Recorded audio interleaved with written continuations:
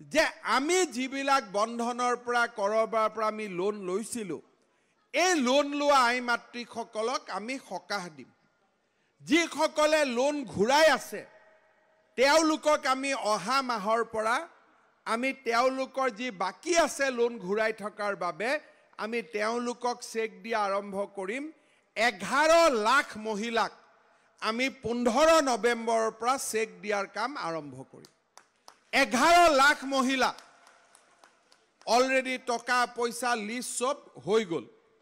আৰু যিসকলে বোলে নহয় মই আৰু কেতিয়াও আৰু বেংক টেংকত নাযাও মোৰ লোনটো